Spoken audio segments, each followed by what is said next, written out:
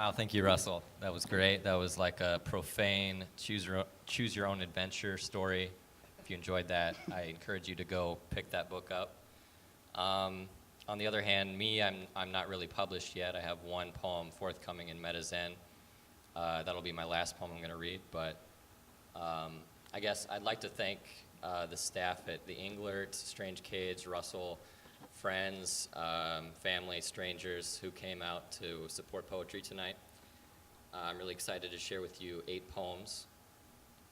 The first one's called Remedial.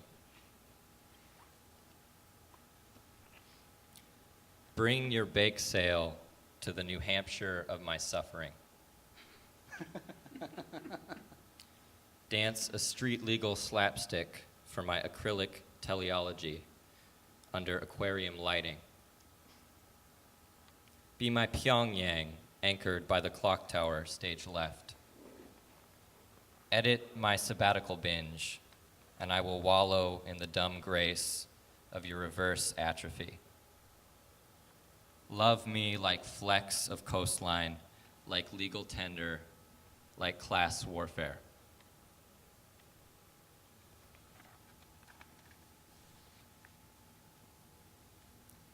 Tundra. I miss this. Your weather patterns, like speech, traveling, left to right, coming home to paper boats, butterflies, emulating in the underground. I miss this. The whole take a penny, leave a penny lifestyle. A place to lay down a darkling. This is what I miss. The hours without a pilot light. The possibilities between whistle stops and cobblestones. The weight of it all, soaking wet.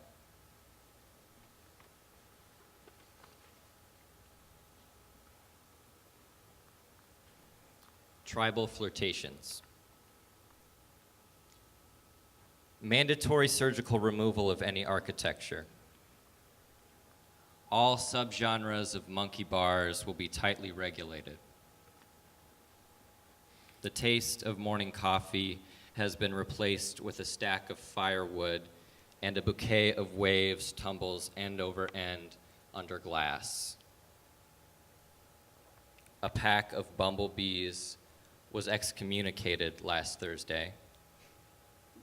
A mystery man set fire to the forest of italicized Roman numerals.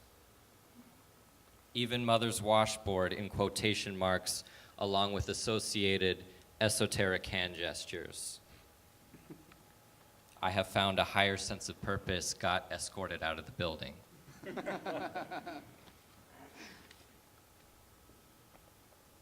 This one's called Le Carte. I am the patron saint of a very mysterious vending machine. I am Glass-Steagall. I am an institution. I am Swamp Thing and Hiawatha in a canoe. I am the daughter of an uneasy equivocality, giving a wave from the sandbar. I am Gregorian chants coming from the desert as a hidden rainbow in the spectrum of grief.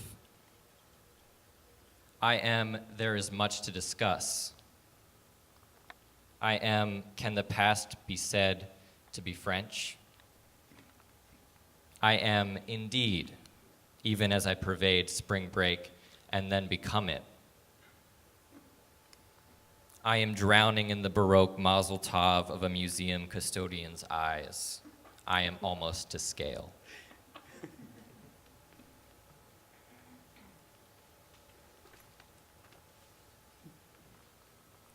Bio. Rain fell constantly on the 3rd precinct of his early 20s. He vaguely remembered arriving in a different time zone by plane, which is a room without a country. He wished to be a lump of dirty blue jeans in the corner of someone's manifesto, or a sweet liquid noun that hummingbirds could enjoy. He once asked a fruitmonger a question that consisted solely of 2 poinsettias, one red and one white. He was thinking of thinking again, as infants often do. This one's called Temple of Impromptu Dirigibles. Celebrating 13 years in the panorama of off-ramps. Midway through the decade, a melancholic and belligerent drone without borders. I was stranded in the terminal with only half an alphabet. Just before recess, 2 daydreams of congealed meaning behind the auto zones and the 80s nights, the 80s days and the 80s nights, and the hairline fractures in between. Mechanical centipedes titter in the boiler room of Southern hospitality.